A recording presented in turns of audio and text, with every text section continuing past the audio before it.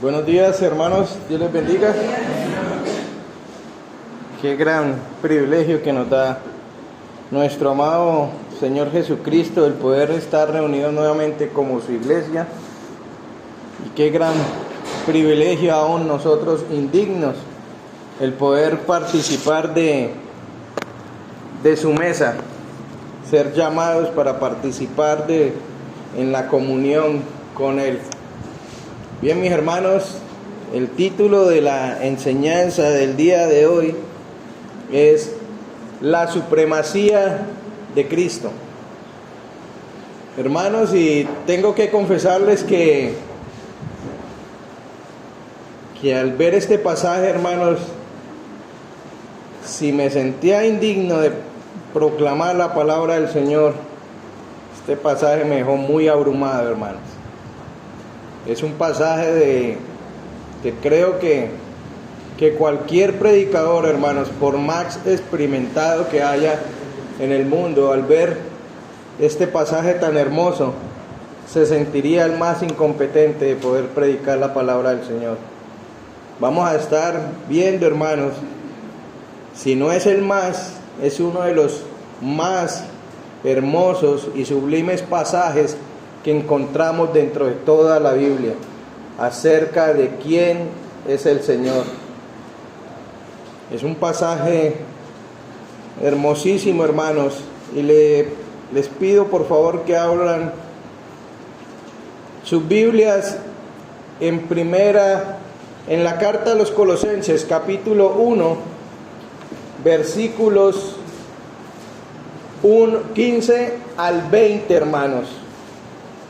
Colosenses capítulo 1, versículos 15 al 20. Mis hermanos, y estoy seguro que el Señor nos desea hablar en este día. Pero también, hermanos, estoy seguro de que el Señor no lo va a hacer por medio del teléfono. Así que por favor les pido que pongan sus teléfonos en silencio, por favor. Dice así la palabra del Señor, Colosenses capítulo 1, versículo 15 al 20. Amén. Amén. Y quiero que presten atención, hermanos. Él es la imagen del Dios invisible, el primogénito de toda creación, porque en Él fueron creadas todas las cosas, las que hay en los cielos y las que hay en la tierra, visibles e invisibles, sean tronos, sean dominios, sean principados, sean potestades. Todo fue creado por medio de Él y para Él. Y Él es antes de todas las cosas, y todas las cosas en Él subsisten. Y Él es la cabeza del cuerpo, que es la iglesia.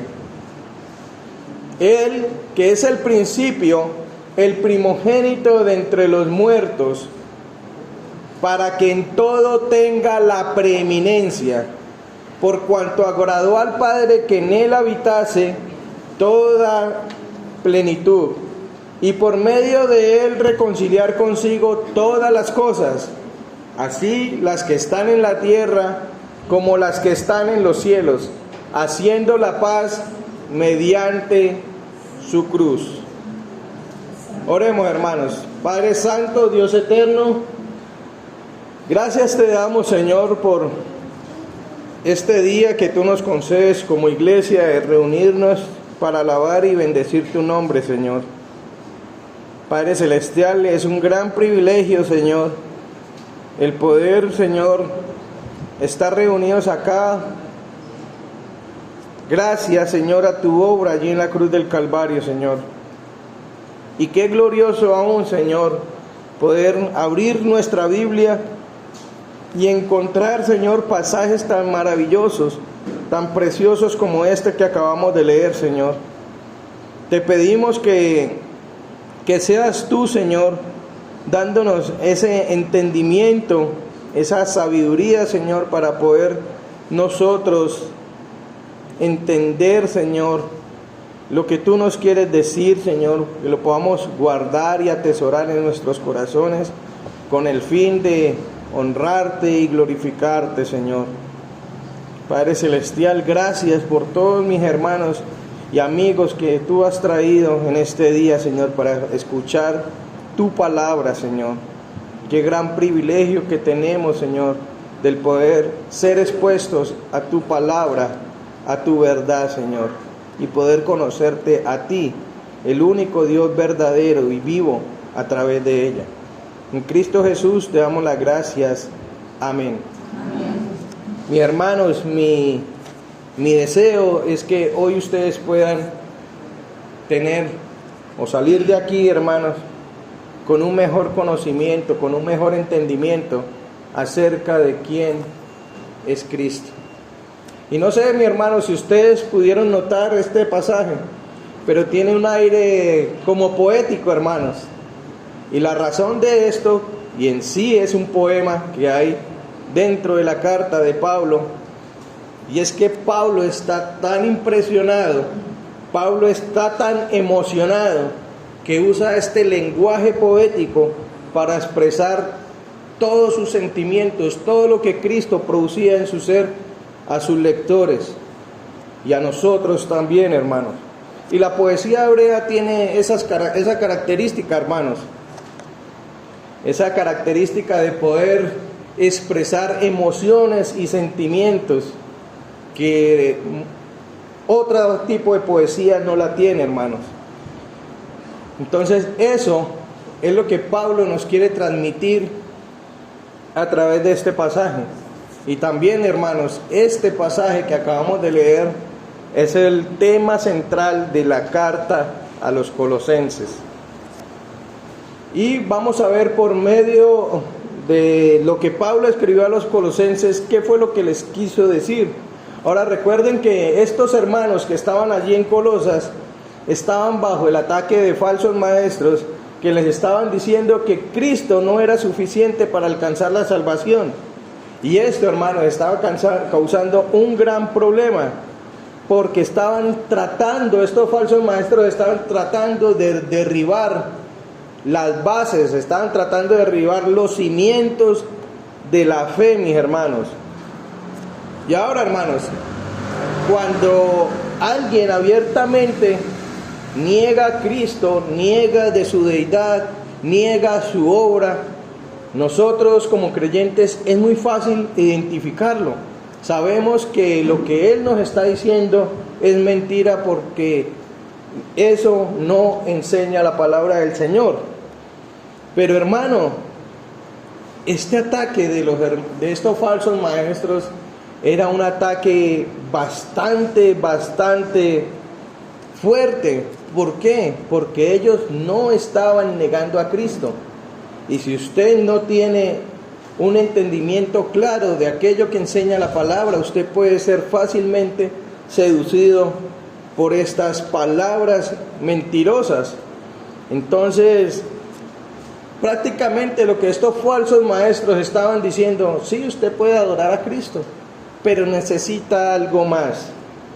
Entonces, mis hermanos, recuerden un dicho antiguo que decían que todos los caminos llevaban a Roma. Y hoy en día es algo similar, hermano. Hoy el dicho es que todas las religiones llevan a Dios. Entonces usted puede ser musulmán, usted puede ser islamista, usted puede creer en Buda, usted puede ser católico, puede ser de los testigos de Jehová, pero todos adoramos al mismo Dios. Hermanos, y por esta es la razón por la cual el apóstol Pablo escribe esta carta. Él les está diciendo: no se dejen engañar, pilas, estén atentos, estén alerta. Hermano, o Cristo el Señor es Señor de todo, o Cristo no es Señor de nada.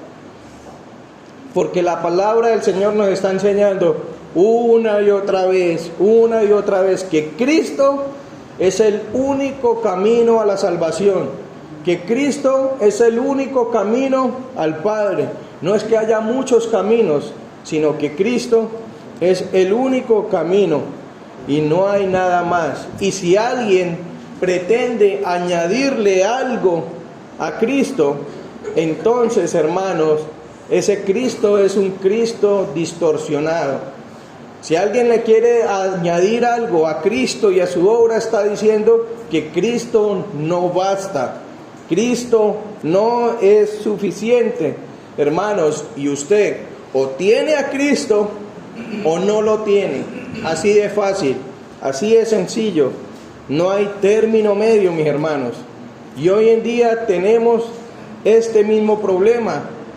Al igual que el problema que se enfrentaron los colosenses, hoy en día nosotros estamos siendo atacados de la misma manera, hermanos. Estamos viviendo en un sistema donde todo es relativo.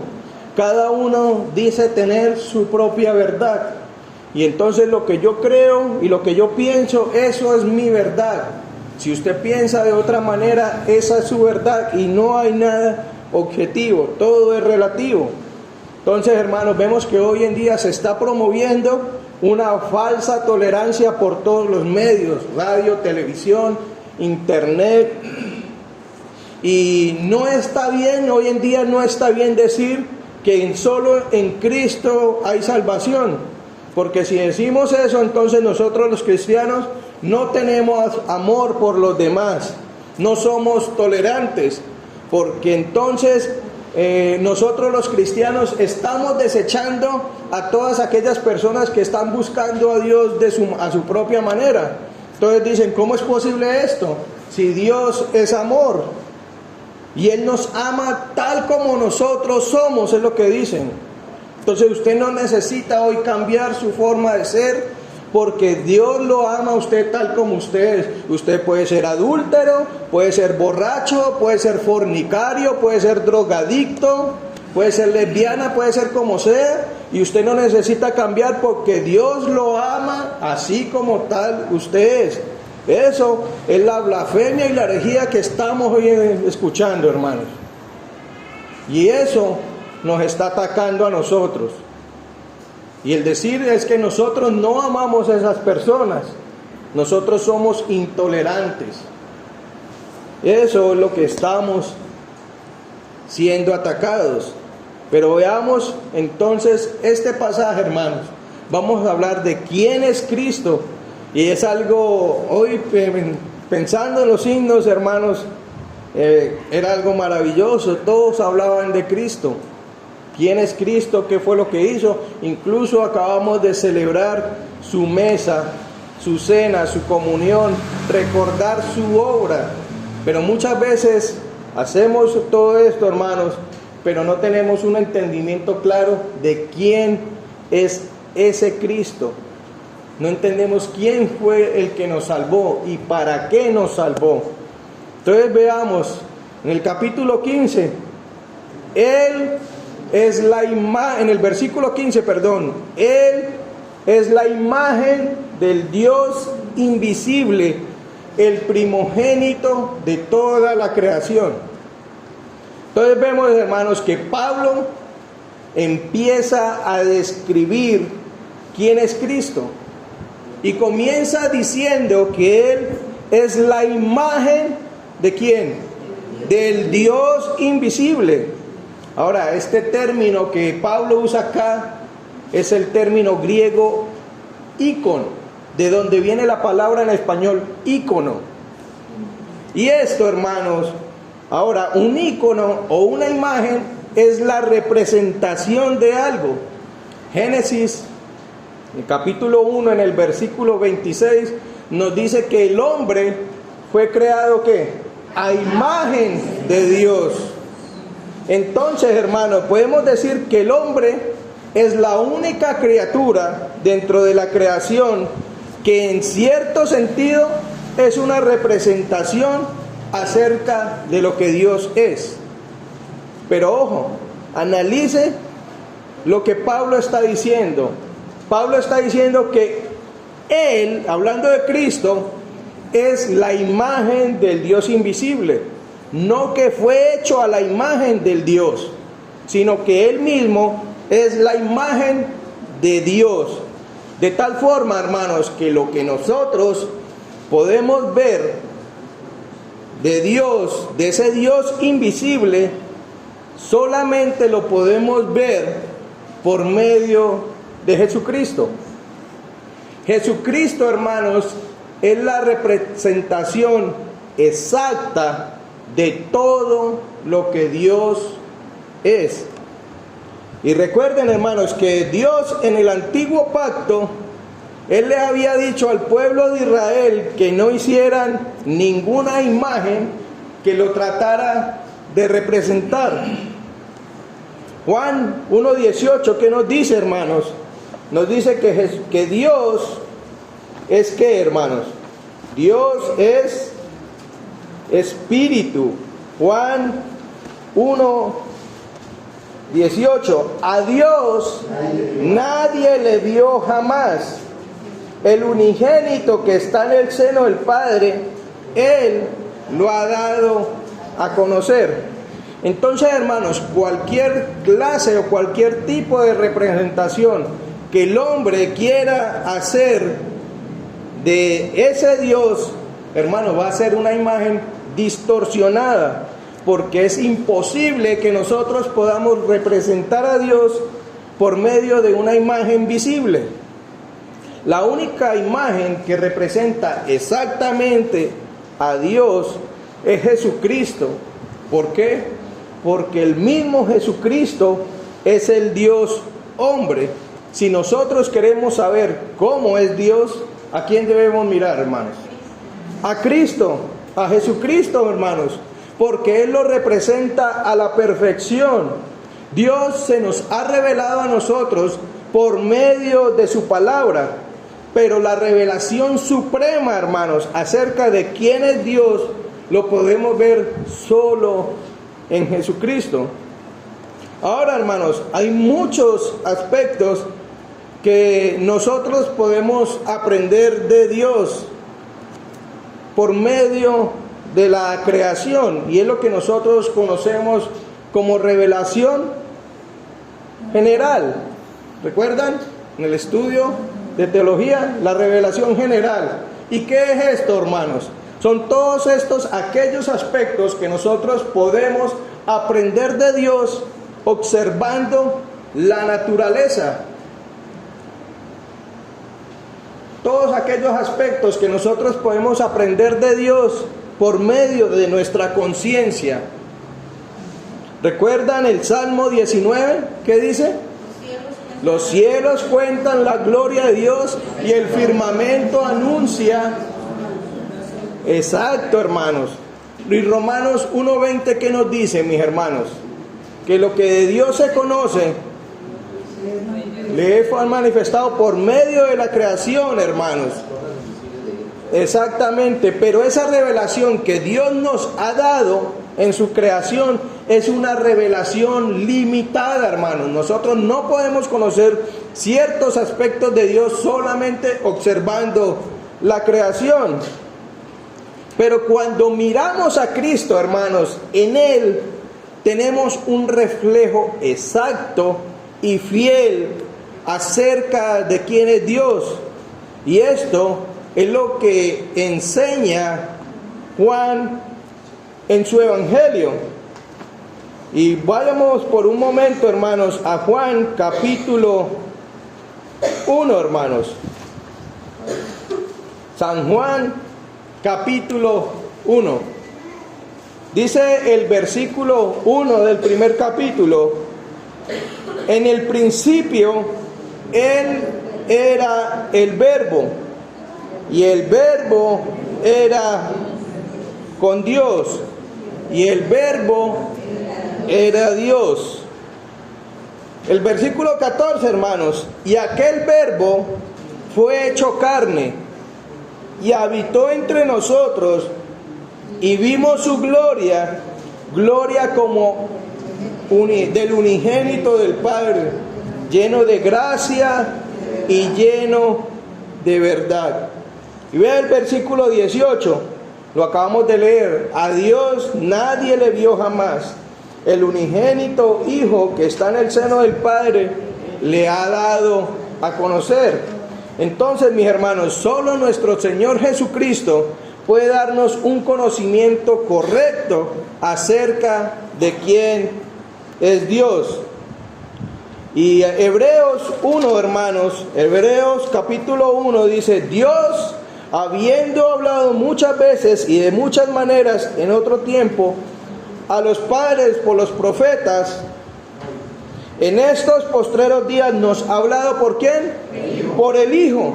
Y vea la descripción que está haciendo el autor de Hebreos acerca del Hijo, a quien constituyó heredero de todo y por quien asimismo hizo el universo, el cual, siendo el resplandor de su gloria y la imagen misma de su sustancia, y quien sustenta todas las cosas con la palabra de su poder, habiendo efectuado la purificación de nuestros pecados por medio de sí mismo, se sentó a la diestra de la majestad de las alturas. Entonces, la imagen misma de su sustancia, hermanos, ¿saben por qué? Porque Él es Dios. Porque Cristo posee todos los atributos divinos, mis hermanos. Él posee toda la gloria, Él posee todo el poder, Él posee toda la majestad y Él posee todo lo que hace que Dios sea Dios. Porque Él, Jesucristo, es Dios hecho carne. Y hermanos, esas es exactamente lo que Jesús le dice a Felipe, a Juan, en Juan 14, 8 y 9. ¿Qué le dice Felipe a Cristo, hermanos?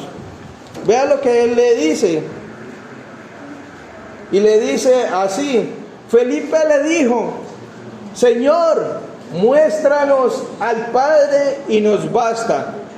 Y Jesús le dijo: tanto tiempo hace que estoy con ustedes y no me has conocido, Felipe. El que me ha visto a mí, ha visto al Padre. ¿Cómo pues tú dices, muéstranos al Padre? Mis hermanos, pero el apóstol Pablo no se queda allí, él va más allá. Él nos habla de Cristo no solamente como la imagen de Dios, sino también nos dice que Él es el primogénito de toda la creación. ¿Y esto qué quiere decir, hermanos? ¿Qué quiere decir esto? Y este versículo, hermanos, es uno de los versículos más controversiales, más mal interpretados que podemos ver. Incluso, hermanos, este versículo es la base de una herejía que habla acerca de que Jesucristo no es Dios, sino que los que utilizan este versículo de una forma incorrecta dicen que Jesucristo no es Dios, que Jesucristo es el primer ser creado en toda la creación y que Él no es digno de suprema alabanza ni de gloria, sino que Él es una especie de Dios inferior. Me imagino, hermanos, que ya saben de quién estamos hablando. Y esto, hermanos, si lo comparamos con el argumento que viene desarrollando el apóstol Pablo, sería algo absurdo. Sería algo hasta tonto del apóstol Pablo que hubiera hecho esto. Porque precisamente este es el problema que él está tratando. Y si él está tratando este problema, ¿cómo va a decir ahora esto? Entonces, mis hermanos, es todo lo contrario a que Cristo fuera el primer ser creado. Ahora, hermanos, la palabra primogénito dentro de la Biblia muchas veces, no siempre se usa como referencia al primer hijo o al primero de una serie. La palabra primogénito, hermanos, también se usa para hacer referencia a aquel que tiene la preeminencia, aquel que tiene toda autoridad en rango, en dominio, aquel que merece todo honor. Y veamos Éxodo 4, hermanos, 4:22. Éxodo 4, versículo 22. Hablando Moisés, o hablando Dios, mejor dicho, por medio de Moisés al faraón. Y vea que le dice: y dirás a faraón, Jehová ha dicho así, Israel es ¿quién? Mi primogénito, mi hijo primogénito. Ahora yo les pregunto, hermanos, ¿Israel era la primera nación? No, obviamente no. Pero Israel, hermanos, fue la nación que Dios eligió para entrar en pacto con ellos. Entonces, mis hermanos, Israel llegó a ser el primogénito de Dios de entre las demás naciones de la tierra. O sea que Israel tenía un lugar especial con respecto a todas las demás naciones. No era que era la primera nación.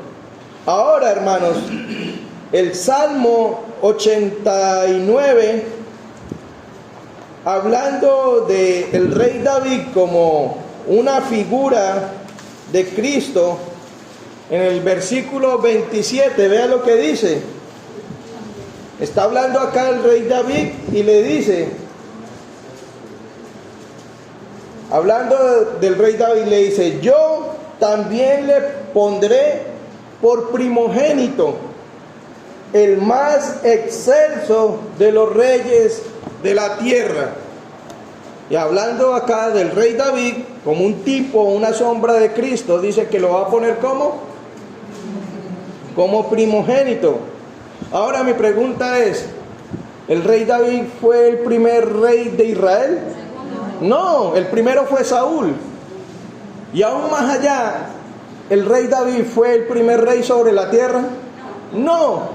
Entonces vemos que acá el primogénito es un lugar de preeminencia, un lugar de honor. Entonces le está llamando primogénito al rey David.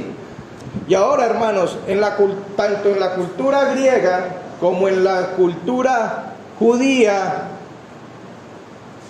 el hijo primogénito era quien tenía el derecho ¿a qué? A la herencia. El hijo primogénito era el que heredaba la mayor parte de los bienes de su padre. Y a los otros hijos les tocaba una porción más pequeña. El hijo primogénito era el que llevaba ¿qué? La preeminencia. Y ese precisamente es el argumento que va a seguir desarrollando Pablo. Y vea lo que dice, hermanos. Incluso la palabra del Señor, hermanos, como una estocada final para destruir todos estos falsos argumentos acerca de que Jesucristo no es Dios. La palabra, hablando de Jesucristo, dice que Él es el unigénito Hijo de Dios. Y esta palabra unigénito es una palabra griega que es compuesta de dos palabras. La primera palabra es mono y la segunda palabra es genes, monógenes. Mono quiere decir único y genes quiere decir tipo o clase. O sea que Jesucristo es el único de su tipo o el único de su clase, mis hermanos. De tal manera que cuando la Biblia habla de Cristo como el unigénito Hijo de Dios, quiere decir que Él es como Hijo de Dios, es único. ¿Por qué? Porque no hay nadie como Él. Y aunque todos, hermanos, aunque todos los creyentes somos hijos de Dios por adopción, hermanos, Cristo es hijo de Dios de una forma especial que ningún otro creyente, ni aquí en ningún lado del mundo, hermanos, lo es. Juan 20:17, hablando de cuando Jesucristo está con María, ¿qué le dice, hermanos? Vean lo que dice Juan 20:17.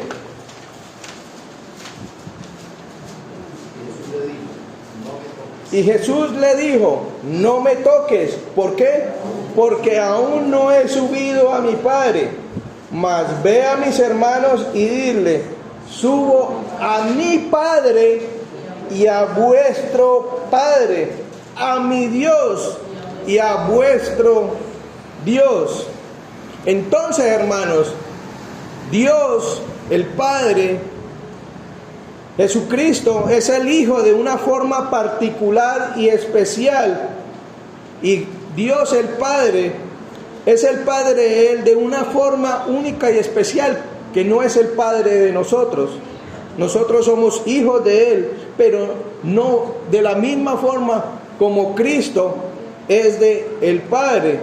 Entonces, hermanos, podemos llegar a la conclusión de que si Jesucristo es el único de su clase, ¿cómo puede ser el primero de muchos?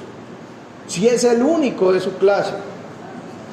Podemos decir, hermanos, concluir que Él es el unigénito Hijo de Dios, y esto quiere decir que está haciendo una separación entre Cristo y entre todos los demás.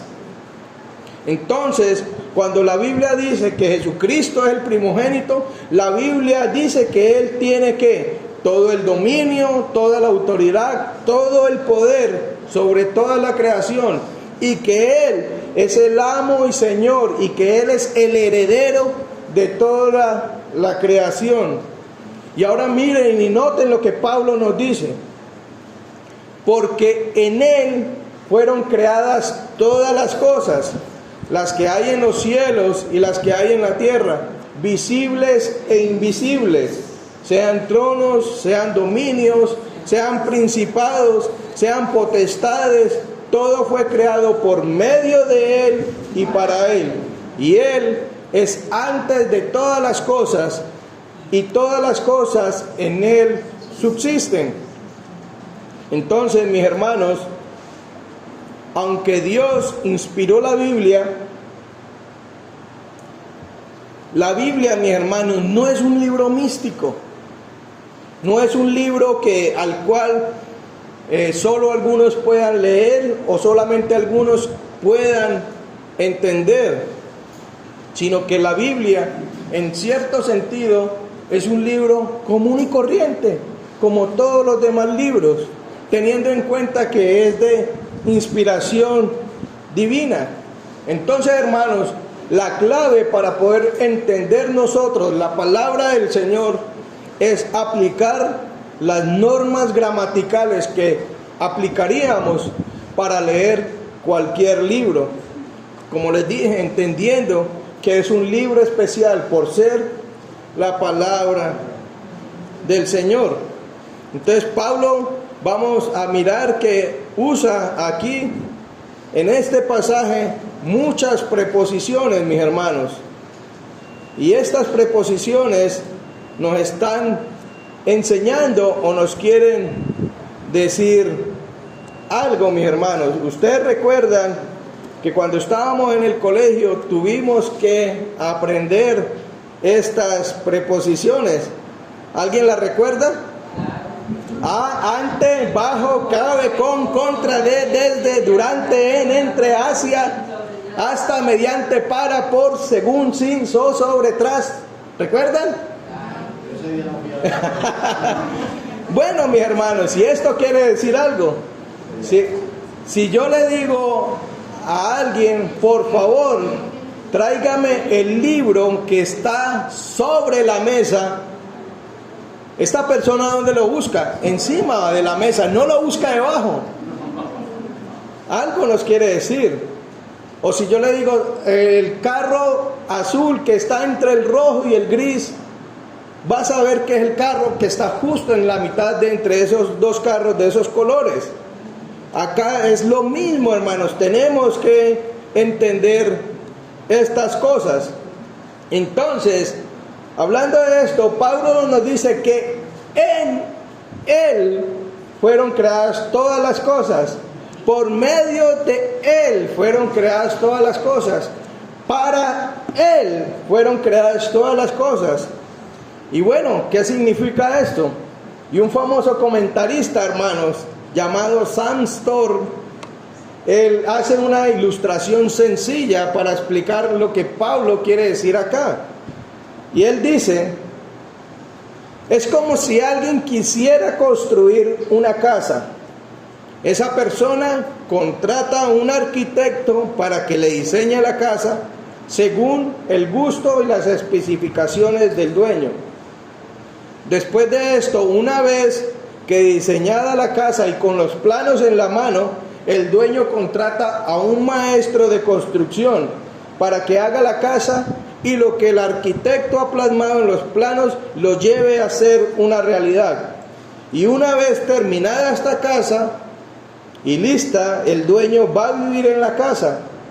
Y ahora, con el pasar del tiempo, esta casa necesita realizar ciertas adecuaciones y ciertos mantenimientos y estar pendientes del deterioro normal de esta casa, porque si no lo hace, el dueño de la casa tarde o temprano le va a terminar cayendo encima.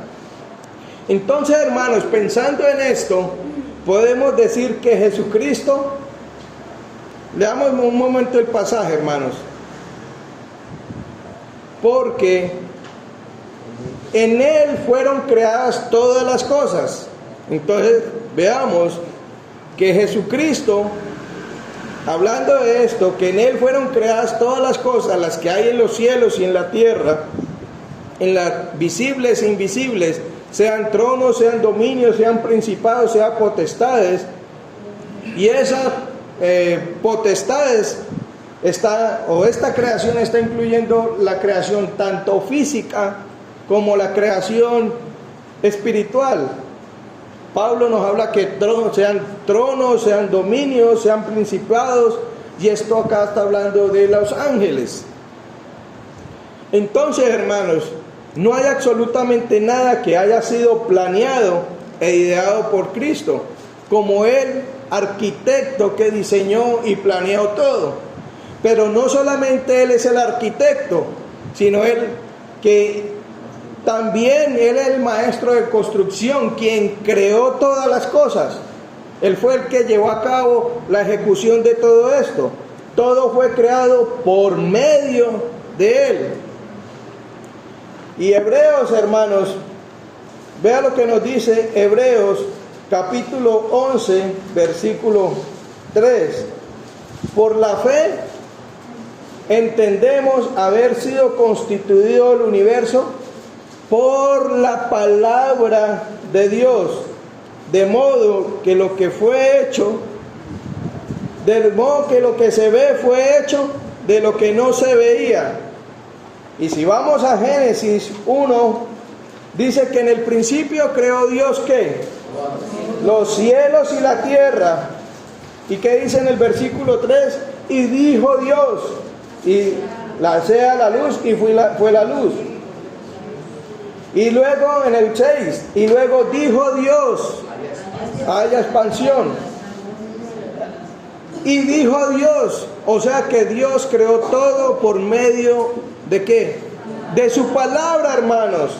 Y si volvemos nuevamente a Juan, capítulo 1, versículo 1, vea lo que dice: en el principio era el verbo, o era ¿qué? La palabra, y el verbo o la palabra era con Dios, y el verbo era Dios. O sea que la palabra de Dios, ¿quién es, hermanos? Jesucristo, es Dios. Entonces, hermanos, Jesucristo es quien ideó toda la creación, pero no solamente las ideó, sino que también la creó.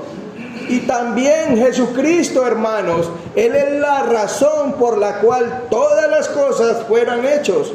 porque en Él fueron creadas todas las cosas, las que hay en los cielos, las que hay en la tierra, visibles e invisibles, sean tronos, sean dominios, sean principados, sean potestades, todo fue creado por medio de Él y para Él.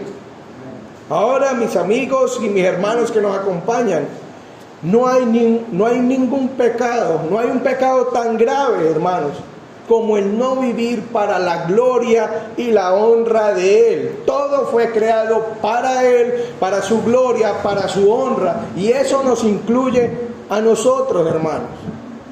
Fuimos creados para la gloria y la honra de Él. Y sí o sí, hermanos, tenemos como creyentes que vivir para Él. Entonces, si usted no está viviendo de esa manera, hermanos, Dios lo va a disciplinar. Usted va a ser disciplinado por Él si no vive de la forma que Él demanda. Ahora, hermano, amigo que nos acompaña, si usted no está viviendo para la gloria de Dios, usted es el blanco de la ira de Dios. Y aunque usted quisiera vivir para agradarle, es imposible que usted lo pueda hacer por sus propios medios. Porque la palabra del Señor dice que lo que nosotros hacemos por nuestros propios medios son como un trapo de inmundicia para Él. Entonces, si usted desea vivir para la gloria del Señor, usted necesita escuchar el Evangelio, usted necesita arrepentirse de sus pecados y usted necesita reconocer que Él es el Dios supremo que merece toda la gloria, toda la honra y toda la alabanza. Dios dice en su palabra que Él no rechaza a nadie que venga a Él. Ahora, Cristo no es solamente el arquitecto, Cristo no es solamente el maestro que construyó, Él no solamente es la razón de la creación, sino que Él es antes de todas las cosas y todas las cosas en Él subsisten. Hermanos, antes de que todas las cosas fueran hechas en Cristo, Cristo ya estaba. Y esto nos está hablando ¿de qué? De su deidad, de su divinidad. Antes de la creación, ¿qué había? Nada. Y antes de la nada, ¿qué había? La eternidad. ¿Y quién? Sino solamente es Dios, es eterno. Entonces, por lo cual debemos decir y concluir que Jesucristo es Dios. Entonces, hermanos, decir a la luz de todos estos argumentos que Jesucristo no es Dios es rechazar la palabra de Dios. Y si usted está rechazando la palabra de Dios, está rechazando a Dios mismo. Y si usted rechaza a Dios mismo, que el Señor tenga misericordia de usted. Porque usted es objeto, como acabé de decir, de la ira de Dios. Y dice la palabra del Señor que horrenda cosa es caer en las manos del Dios vivo. Entonces, no solamente Dios, Cristo, planeó la creación, la ejecutó, es el motivo por la cual fue hecha, sino que también Jesucristo es quien sustenta esta creación. Mis hermanos, Jesucristo es el que hace que toda esta creación trabaje de forma organizada y simultánea y que trabaje bajo un orden para que la vida pueda ser llevada a cabo aquí en la tierra, hermanos. Dios, Jesucristo, es quien controla los planetas, es quien controla el universo entero. Hermanos, si la órbita del planeta Tierra cambiara tan solamente 1 grado en su inclinación, haría que nosotros muriéramos. Si cambiara la velocidad de la Tierra, nosotros moriríamos. Y son cosas, hermanos, que nosotros a veces pasamos por alto y no entendemos, a veces porque para nosotros nos parecen normales. Hermanos, nosotros El hecho de nosotros respirar, lo que nosotros conocemos como oxígeno, que no es simplemente oxígeno, sino una mezcla de varios gases que contiene ese oxígeno. Si tan solo un porcentaje, el porcentaje de uno de esos gases que componen la mezcla que nosotros respiramos, si tan solo un elemento cambiara, se convertiría en veneno y toda la humanidad quedaría muerta en cuestión de segundos. Y el Señor está controlando eso, mis hermanos. Entonces, mis hermanos, todo esto es sustentado por el Señor.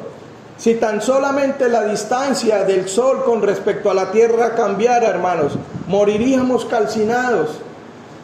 El hecho, hermanos, de que nosotros podamos el agua la podamos beber es porque el Señor así lo está sustentando, mis hermanos.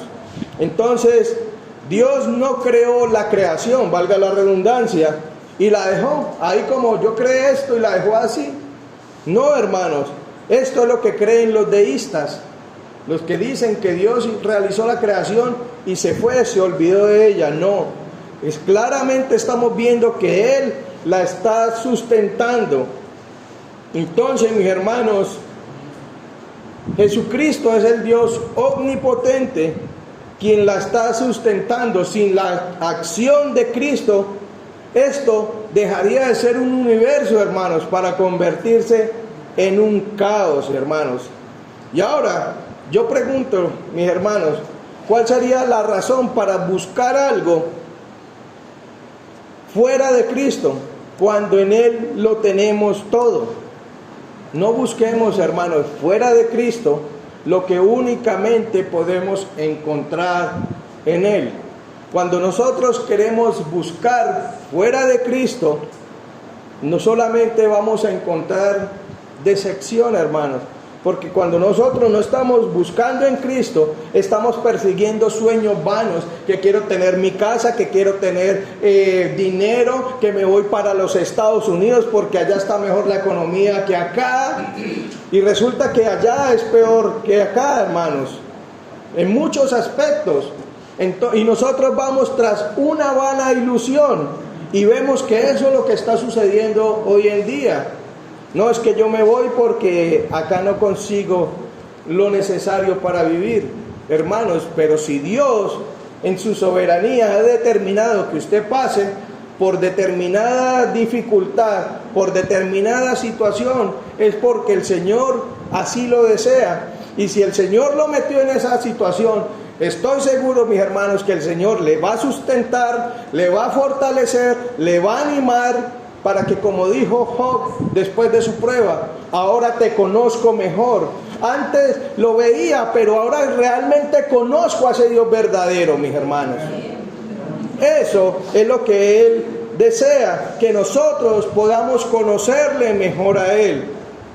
Y ahora, mis hermanos, ese Cristo, así como lo estamos viendo, majestuoso, es ese mismo Cristo, hermanos, que es el centro de la creación, de la salvación. Entonces Jesucristo es el preeminente, es el que merece todo honor, toda gloria y toda honra en la creación. Pero Jesucristo también es el digno de honor. ¿Por qué? Porque Él es el centro de la salvación de Dios. Y esto nos lleva a mirar el último aspecto de este pasaje, que es la preeminencia de Jesucristo dentro de la iglesia. Y dice, Él es la cabeza del cuerpo, que es la iglesia, el primogénito de entre los muertos. ¿Para qué? Para que en todo tenga la preeminencia, por cuanto agradó al Padre que en Él habitase toda plenitud, y por medio de Él reconciliar consigo todas las cosas, así las que están en la tierra como las que están en los cielos, haciendo la paz mediante su cruz,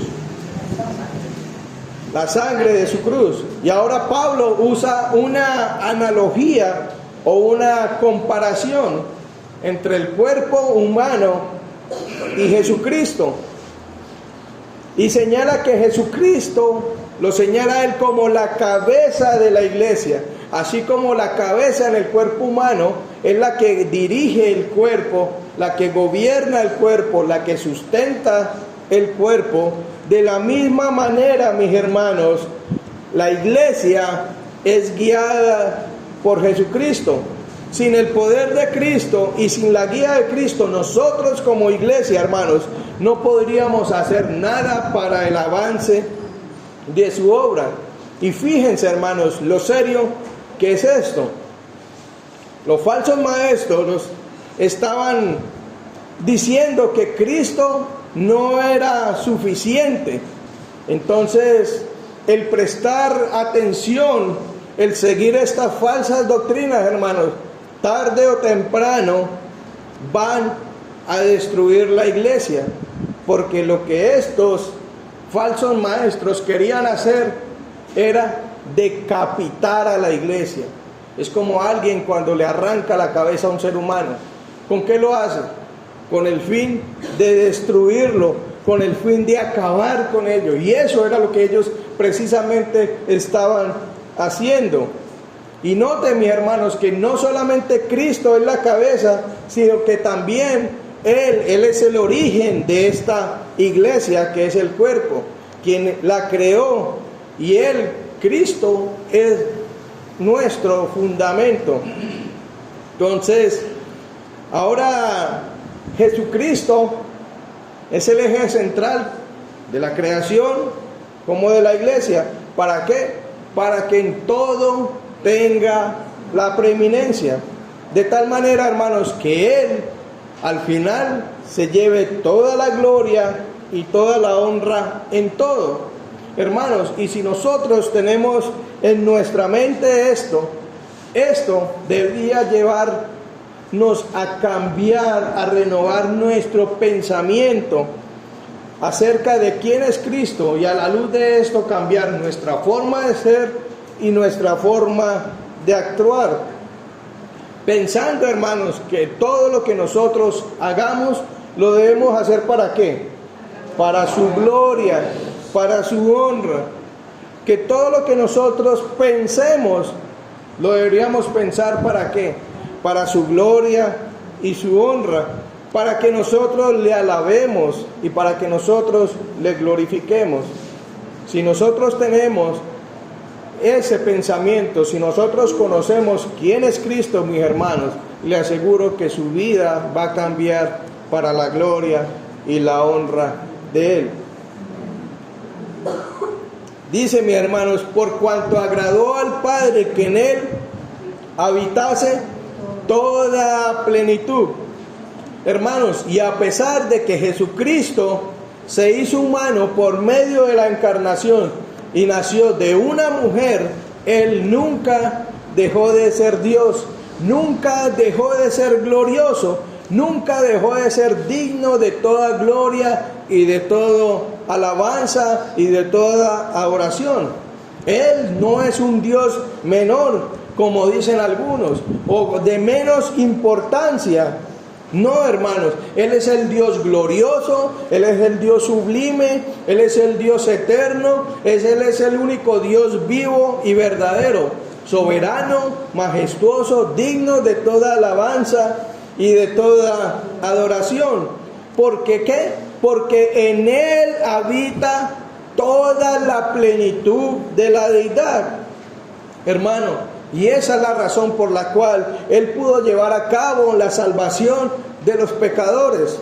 Y dice que por medio de Él reconciliar consigo todas las cosas, así las que están en la tierra como están las que están en los cielos, haciendo la paz mediante la sangre de su cruz. ¿Qué celebramos hoy, hermanos? La cena. ¿Y qué es la cena, hermanos? Recordar su obra, recordar la muerte, como decía el hermano Ramón, tan vil que pasó. Ese Dios sublime, eterno, se hizo hombre para venir a pagar por nuestros pecados, y fui humillado, hermanos, de la peor forma. La crucifixión era la peor forma como podía morir un ser humano. Y Él lo hizo por amor a usted y a mí. Él fue prácticamente desfigurado, fue molido a latigazos, fue humillado, fue escupido, fue abofeteado por amor a usted y amor a mí, hermanos. Ese Cristo sublime, creador de todo, digno de toda gloria y de todo honor, murió de la peor forma. En medio de dos ladrones murió, por amor a nosotros. Y eso, hermanos, no quiere decir, vuelvo a leer, y por medio de reconciliar consigo todas las cosas, las que están en la tierra como las que están en los cielos, haciendo la paz mediante su cruz. Ahora, eso no quiere decir que todos van a ser salvos. Hágase lo que sea, todos vamos a ser salvos, todos vamos a ir al cielo. ¿Y ustedes no han visto personas perversas, asesinos, ladrones? Cuando los matan, la familia que dice: ahora tengo un ángel que me cuida desde el cielo. Cuídanos desde el cielo. ¿No lo han visto? ¿Sí? No, hermanos, lo que Pablo está diciendo es que Cristo, por medio de su obra redentora en la cruz del Calvario, Él estableció la base de la salvación para los seres humanos. Y la salvación solamente es posible por medio de la gracia que fue derramada en la cruz. Y si usted quiere ser salvo, usted tiene que reconocer a Cristo como Señor y Salvador. Creer que la obra de Jesucristo es suficiente para salvarle y perdonarle de sus pecados. Pero es necesario que se arrepienta, que confiese sus pecados y que crea que Él es el Señor de su vida, el Señor del cielo y de la tierra. Hermanos, y esta salvación que Él llevó a cabo hace que un día todas las cosas sean reconciliadas con Dios. Y esa es nuestra gloriosa esperanza, hermanos. Nosotros esperamos que este cuerpo mortal, que esa lucha con el pecado, que esa lucha con la carne, que esa lucha con Satanás, un día termine. Y eso va a suceder cuando Él venga en gloria. Vamos a ser transformados. Dice que este cuerpo de humillación va a ser transformado, hermanos. Eso es lo que un día nosotros esperamos. Ya no lucharemos más con la carne, ya no lucharemos más con el pecado, ya no lucharemos más contra Satanás, porque Cristo ya los ha derrotado en la cruz del Calvario. Y esperamos nuestra plena redención en el futuro, cuando Él regrese. Y ahora, hermanos, no solamente nosotros vamos a ser transformados, sino que Dios va a destruir esta creación y nos va a dar una nueva creación, un cielo nuevo y una tierra nueva, en lo cual, hermanos, vamos a poder vivir plenamente para alabarle y para glorificarle de la manera correcta. Y aunque nosotros hoy en día, hermanos, honramos y glorificamos al Señor, no lo hacemos como lo deberíamos hacer, pero un día lo vamos a poder hacer. ¿Por qué? Porque Él lo hizo posible, hermanos. Toda lengua, hermanos, va a llegar un día que va a confesar que Jesucristo es el Señor. Y amigo que hoy nos visita, así que usted quiera o no quiera, hermanos, un día usted va a doblar su rodilla y va a confesar que Jesucristo es el Señor. Solamente que en ese día de pronto sea muy tarde para usted. Hoy es el día de la salvación. Hoy el Señor lo está llamando a que le reconozca a Él como amo y Señor. A Él sea toda la gloria y toda la honra y honor desde la eternidad hasta la eternidad. Oremos. Padre Santo, Dios eterno, gracias, Señor, por tu palabra, gracias por permitirnos conocer estas verdades, Señor, tan sublimes acerca de quién eres tú, Señor, y que esto, Señor, lo podamos tener en nuestro corazón y nuestra mente, Señor, y en base a esto podamos vivir, Señor, para la gloria y la honra de tu nombre, Señor. Anhelamos, Señor, como celebramos hoy tu cena, Señor, le estamos anunciando al mundo tu obra, pero también, Señor, estamos anunciando que un día tú volverás, Señor. Ayúdanos, Señor, a ser pregoneros del Evangelio, a proclamar las buenas nuevas de salvación, Señor. Ayúdanos a ser de testimonio a los demás, que nuestras vidas puedan impactar, Señor, a todos aquellos que no te conocen, Señor, para que al final, Señor, tú te lleves toda la gloria, toda la honra que solamente tú mereces, porque tú eres Dios. A ti sea todo el poder, todo el dominio, por siempre. Amén. Dios les bendiga, mis hermanos.